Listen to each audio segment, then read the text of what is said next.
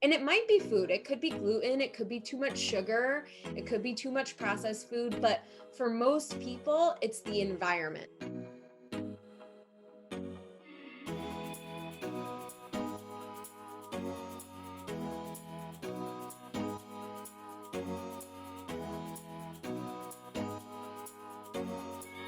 Welcome back, everybody, to this week's episode of It Takes Grit. In the hot seat today, we have got Bridgitte Carroll.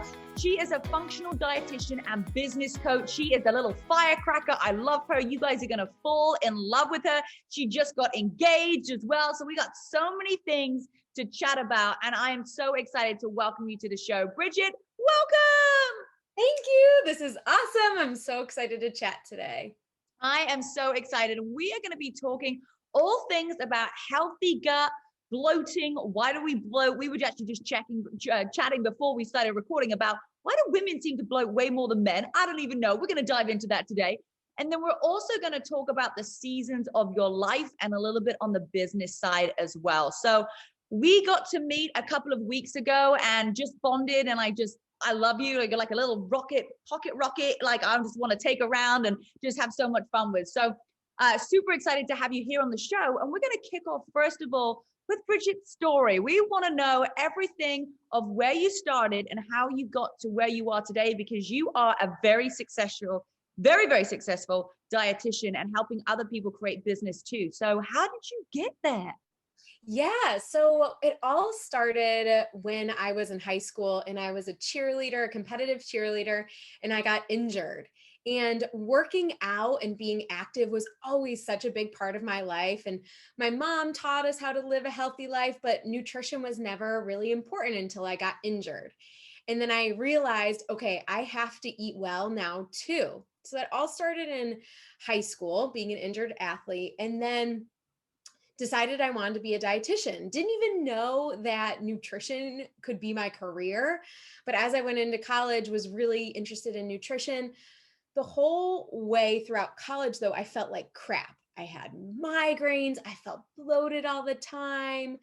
I had everything. I was on so many different medications. And I was like, why, if I eat really healthy, do I still feel like crap? And so what I was searching for in my life were more answers. And even after 5 years of education, I still didn't have the answers of how to get myself well.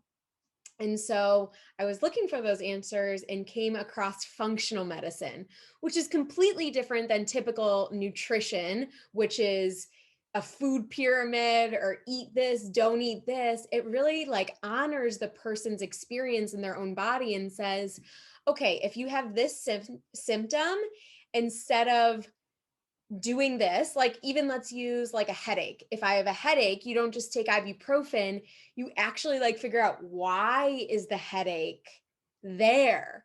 So I got into functional medicine a lot and it changed my life. I didn't have bloating. I didn't have migraines. I could go to the bathroom every day. Yeah. So that's the stuff you want. And so then I started my practice, and that's what I started helping women with, is getting rid of their gut issues. And it's been such a journey. And I love doing what I do because I make women feel so great in their own bodies. And what I love about what you do is that you teach other dietitians how to make money, because there's this big stigma around like, well, if you do something you love, you shouldn't like earn money for it. And it's like this crazy misconception. So you're actually navigating now into, yes, still having clients and helping people with their gut issues and nutrition, but you're also like, hey, I need to help the dietitians make money. So I'm like a business coach for dietitians, which it's so freaking cool. Like, how did you, because you're in the middle of that transition too. Like, what was it that you were like, I need to help these people? Yeah. So all going through school, and I think it's big in the healthcare industry to feel this extreme guilt that you're making money when you're trying to get people feeling better. But shouldn't that be the people who are making money, is the people that are enhancing your lives and feeling that you can feel so good in your own body? So that's what I always believed. And let me tell you, and I like the finer things in life. So I do like luxury and I do like wonderful experiences and also giving back, when I make more money, I'm able to give to the people I love and causes that I love. So I've always believed in making money to make the world better. You know what I mean? So that's always been my role models in life have always had a lot of money and been very like gracious people. So I was like, dietitians can do this too. You can make money and make people feel better at the same time. So I love that aspect of what I do too. That's phenomenal. And so let's really dive into like the gut. Like, how do we have a healthy gut, and where does it stem from that it's not? Because one of the questions I ask my clients when they got started on a nutrition plan is, did you poop today? I'm like, yeah, we're having that conversation. Did you take a poop? They're like, yes, it's amazing. I'm actually taking a poop a day. And it's like, yay, celebrate that. So why have we got, let's start off first of all with like, why do we not all have these healthy guts? Why do we need support there? Well, there's so many different reasons, but I think it really starts like when we're little and doctors in the United States are putting too many people on antibiotics. So we're put on antibiotics as a kid, and then we're given more medication as we go and we're kids. And then we're eating food that has a ton of pesticides. And then kids are given food that has a ton of sugar and they're not eating enough vegetables. And then so you go throughout life, and then maybe you go into college where you're partying a lot and there's a lot of alcohol. So there's so many different stages of life that like make our gut health not good. Mm-hmm. And maybe if you're trying whatever you're doing with your health goals, whether you're trying to change your body composition or whatever, maybe you're then having like a lot of processed food or fake sugar and things like that. So there's so many different things that like inhibit good gut health. And talk about the last year of how much stress we've all been through. There's that mind gut connection that's the most harmful thing to our gut health. Mm-hmm. Wow. So it's like inevitable. Like right now, it's inevitable that you're gonna have like a little bit of gut issues. So talk to me about bloating. Like, where does the bloating come from? What kind of foods, and how can we reduce it? Because it's a big thing right now. And I don't even know. Like, do men even get bloated? First of all, do men get bloated? Because it feels like it's such a women thing. Okay, my fiance is gonna freaking kill me. But this morning he's like, we've been doing a lot of celebrating because we just got engaged. And this morning he's like, babe, I feel bloated. And I was like, yes, men feeling bloated finally. So yes, men do get bloated, but I honestly feel like us women were more in tune with our bodies. And I think that's the biggest reason we feel more bloated than men, because like we truly know what it feels like to feel more good in our bodies, and we're more like cognizant of that. Um, so my belief as like a functional dietitian is most of the time, it's not the food that's causing the bloating, it's the environment the food is going into. So if we've got bad bacteria going on in our gut and we're eating like really fibrous food, let's think of like a roasted veggie bowl or something like that. And we have bad bacteria and then we add in prebiotics, those vegetables, they're going to fight and it's not going to be good. You're going to feel bloated. You're going to expand. Think about like a kombucha or a beer. It's going to start fermenting. And that's why we feel bloated. Wow. So it's all different for different people then when they eat a certain food, because it could be the environment that the food's in. So how do you navigate around that? So I do testing for my clients. Like we both talk about poop with our clients. Like I'm talking about like, okay, we've got to actually test your poop. And so I send them like a literal test kit. They send in their poop to the lab and we figure out their why. Because if we don't know their personal why of why they're feeling bloated, I'm just shooting in the dark. Right. And it might be food. It could be gluten. It could be too much sugar. It could be too much processed food. But for most people, it's the environment. So we figure that out with the test.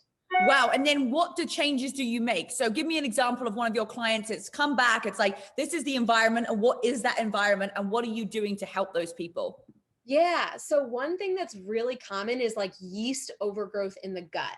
It's also called candida. And so yeast is fed by sugar. So when I have a client who's maybe eating a lot of sugar and they have yeast, they'll feel really bloated because it's fermenting. So when there's yeast overgrowth, I use things that kill yeast, like a very specific coconut oil supplement. I might add oregano oil. And all of this, like some of my clients come to me and they find online, right? They're like, I think I have yeast overgrowth, so I'm taking those supplements. My word of advice for that is don't guess what you have, test, and then work with someone who knows what they're doing. You know what I mean? Yeah, otherwise you could be trying to like do something else and you're actually making it worse. You're just like, I Yeah. don't even know what the root cause of this is. It's like, you know what's interesting? I've never had any food allergy testing until recently, and I'm waiting for my results to come back. So I'm interested to see what they'll be. Because I mean, I know some things like bloat me. Like if I've had a glass of Prosecco and a lemon drop martini, like I'm asking for it. Do you know what I mean? Like, but they're my two go-tos. Like I know there's a lot of sugar in a lemon drop martini, but I'm not having it every night. So I'm like, you know what? I'm probably going to wake up bloated. But then sometimes with alcohol, you wake up feeling really lean because it's completely dehydrating you. So you know what? It's one or the other.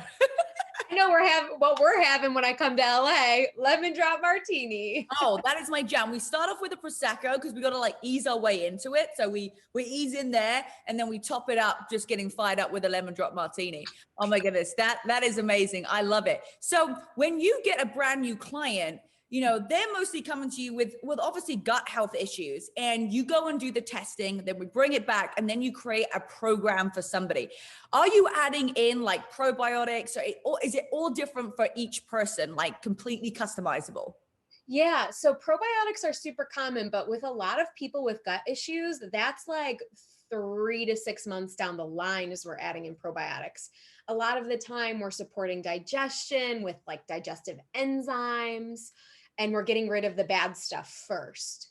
So, whenever a client comes to me, or I get a lot of questions on Instagram, like, when should I do probiotics? Should I do prebiotics? And it's like, if you've got any type of gut stuff going on, any type of bloating, probiotics are like 3 or 6 months in our future working together. Right. Okay. So it's first of all finding out what your body is like. And is it like an allergy when we're bloating to something? Is it like an allergic reaction inside of our body? Like what actually happens when we eat a food that our body doesn't align with? Like what is going on inside? Apart from the outside where we look like we're like, I could like balance a plate on my belly. You're so small. I don't know how we could, that is even possible. Oh, it happens. Trust me. I get the bloat. I get the bloat too. Oh my gosh. So it can be one of two different things. One is that it's an immune reaction. And I was actually talking to a client today who thought it was an inflammatory reaction. Like, it looks inflammatory, right? But it's really your immune system being like, no, no, no, no, no. And then it's overreacting. So it's an immune overreaction, or it's that bad bacteria in there fermenting, like literally thinking of a bubbly beer in your gut because there's bad bacteria. Wow. So anytime that you are feeling bloated, it's because your body's having some sort of, reaction to something that you ate. And the best thing is just to figure out by testing what actually that thing is. Because if you have a meal too, you don't know which like one it is, unless you want to like really test and you just keep going and you test foods all the time. I mean, that is one way to do it. I mean, are you just saying to people like cut out these foods if that's what's making you bloat? Or is it like, hey, don't cut out these foods, like have this on top or use this to help you? Or you like just take out that food? A lot of times I don't focus on like the taking out of food because sometimes it feels so restrictive, right? They're like, I had a client with crazy candida overgrowth, and she was like, do I need to go on this very strict anti-yeast diet? And I was like, no, because it also screws up your brain of like how you think about food. You know what I mean? So it's like, yes, the food might be the issue right now, but maybe we're decreasing it for a while, especially if it's like sugar, but we're not completely eliminating foods. I mean, some people have like really severe reactions to gluten, but I don't usually see that a lot with bloating. It's more like systemic things like migraines or rashes or things like that. So it really depends on the food and it depends on the person, but I'm always a person who focuses is on what to do instead of what to not do. And I Right. think it can be so empowering. And I know that's the way you train, is like, let's train from an empowerment standpoint. Yeah, exactly. Instead of like thinking, oh my goodness, I've got to take this out. This is not going to work. Got to take this. And then you're not going to stick to it. Then you're like, I'm over it. Like, What Exactly. can I not do? It's Yeah. really interesting because I do my own nutrition. I know how my body feels. And recently somebody gave me a nutrition plan from, another complete like company. And they put me on like an amount of calories that I was very surprised at. When you're working with your clients, are you giving them calories and the macros and the things to, or are you just really focused on that gut health? Well, I see a lot of like from a marketing perspective, like, yes, I am a gut health dietitian, but I see like a lot of people from like fertility issues to energy issues, skin issues. So, like, there's a lot of different things. I think the big thing is that most health does stem from the gut because that's where we digest and absorb, right? So I see a wide variety of people. Um, I don't really go into calories much. Like I do see a lot of people for weight loss, but I'm usually seeing the people that aren't seeing the results from the macros. You know Mhm. what I mean? So we're like focused on what do your hormones look like and your stress hormones. And I actually do testing for that as well. So I'm usually the last person people come to see when they're like, give me some freaking wins. I need some help. You're right. I don't know. I've tried everything else. I don't know, but that's when the time to really get tested is.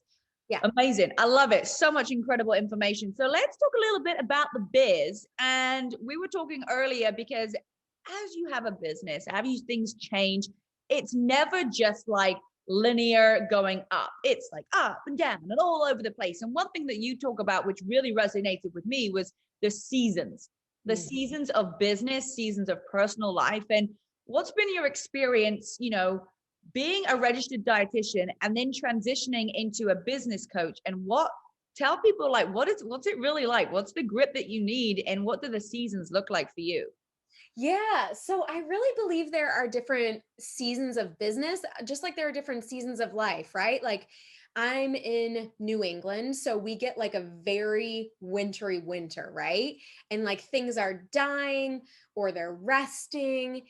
And like that's how we should be in our business and life too, right? We should have seasons of insane growth, which I know you and I are going through right now, right? Like we're really on working on growing our business, but last quarter, when it was January, February, March, I was really focused on resting and getting quiet so that I could listen to myself of what my next move was. Because if we're always in it and we're always powering through, we're going to burn the heck out. And that's what I see dietitians go through. It's what I see trainers go through, business owners in general, because we're always pushing, right? And if we don't honor those different seasons in our business and life, then we don't have enough energy to then like rebound, kind of. Mhm. So it's been really cool to align myself and also my team around this season, um, so that we're able to have like a ton of energy right now because we just rested for the last 3 months. And yes, maybe our revenue kind of was reflected that it doesn't really because of the work we put in from the previous quarter. Yeah, and I always say that it's like when you have your lowest month, the next month is always like the biggest one. It's the craziest thing. And that's why most people don't make it as an entrepreneur, because they have one or two or bad months and they're like, it's not working. I'm like, oh, no, no, no, no. This is just the universe testing you to see if you're ready for your biggest ever month ever, because it is about to explode, right? And it's, yeah, Yes. every single time I've had my worst month, I've then like, it's just the way that it goes. Like, you just never just go up. Even with your personal life, you're like, sometimes you're like on fire and you're just like, you're like, oh my God, I got it. I got my shit together. I'm here. And then sometimes you're like, I'm a fucking hot mess. Like, what happened? I lost it. I lost it all. I'm now a mess again, And then it's the same with the business. So you have to look at, well, I look at like my business as the year. And I look at my life as the year rather than comparing, what your body was like last week. Compare what your body was like last month. Like compare what your business was like last year, instead of last week. And I think that shift makes a huge difference. I So completely agree. Yeah. yeah. So what are you excited about for this year? What is coming up for you next? So it's so funny that you talk about like the lowest month to the biggest month because last month we met for our mastermind and I actually am in two different masterminds. So We're in one with Chris Harder, which I'm absolutely in love with, everyone who's in it. And I'm in a dietitian mastermind. And that was a really low month for me because I was doing so much travel. I do think this month will be my best month yet. So little aside, but what I'm creating right now is a up-leveled mastermind for dietitians. And that's what I'm so excited about. People have been asking, and I think when we create our businesses, we create them out of necessity, right? Like we're solving a problem. People need this. They need me to show up for this issue. What I've seen in the dietitian world is that we need someone to show up who says, you can help people, you can make money without burning out. And I think I'm that person because I do it in my own business. And so what I'm creating right now is this container for dietitians to feel the same. And I'm launching a mastermind for dietitians right now. And that's what I'm most excited about in my business. That's really new for me. That's so exciting. I mean, just giving a place where people feel like, hey, well, anything that I love to do, I can make money from it. You know, Yeah. like if you want to be a health coach and you want to go out, like don't feel bad for wanting to make a lot of money. Your money is a direct reflection of how many people that you help. And so if you're making more money, you are helping more freaking people. And that's the most amazing part of it. That is like, that's an excellent quote right there. The more money you're making, the more people you're helping. Yes. And I know you help so many freaking people. So hats off. It's also it's all about, you know, and I don't get embarrassed anymore. I've been saying like, you know, this is how much money I make because I'm like, oh, but it's a direct reflection to, you know, the impact. So if you want to have as much impact as me, you've got to be okay with making as much money as me. Like Heck you yeah. come in and you're just like, oh, but you know, I just don't want to make as much money as you. Great, but you want to have the same impact. It doesn't make sense. Yep. So, you know, I've always used that analogy, and that's really helped me not be scared of like wanting more money because I'm like, well, if I get to help more people, then my income's going to go up. So I'm Mhm. so excited. So lastly, I want to just recap real quickly on your story about your own personal results. What was the biggest thing that you struggled with when you were looking to get results in food and transforming your body? Like, what do you feel like maybe like after once you had that injury? What was the injury, by the way? Let's go back to that real quick. Really bad concussions. Oh, wow. That is Yeah. crazy. So like ones where like the first one I got in high school, they thought I broke my neck. It was really traumatic to say the least. Which actually there's a lot of research about how traumatic brain injuries affect your gut. Wow. So actually I see a lot of clients who have gut issues and they're like, oh yeah, um, I fell in a bar and I got a concussion, or I was an athlete. So like, yeah, that was a really big thing for me. Um, Wow, that's and crazy. So that kept happening. And then you were like, I'm not doing cheer anymore. That's like, I'm done. yeah, my mom pulled me out actually. I didn't want to come out, but I had 4 major concussions before she finally pulled me out. Wow. And then obviously that's the time where, you know, you get that freshman 15 because you stop working out and your body's used to it. And then you're just like, oh, okay, now nutrition is really important. Like I didn't know that it was 80% nutrition, 20% fitness, or kind of around those kind of numbers. But like you don't realize how important nutrition is. And then your body's, you're not a teenager anymore. So it starts to change. So that was the moment where you were like, I need to start looking after myself because I need to heal my body or my brain. Like what was going through your mind? Well, I think there were a lot of different levels of it. You know, the concussions really just made me think like I need to be eating more vegetables. And I really like from like a very eat this, don't eat that type of way. But then when I was having so many gut issues and I was the healthiest eater I knew, and I actually gained the freshman 26. So after I lost that and I realized my gut was still a mess and I was still having migraines and I was in grad school, it was like I had to go another level with nutrition in my body. And that's when I got to functional medicine because functional medicine honors that, like, I could be the healthiest eater and still have a crap ton of issues. So I had to do the more in depth stuff. And that to me is like absolutely life changing, right? Like, so it was really getting into functional medicine. Wow. So how did you lose the freshman 26, as you said?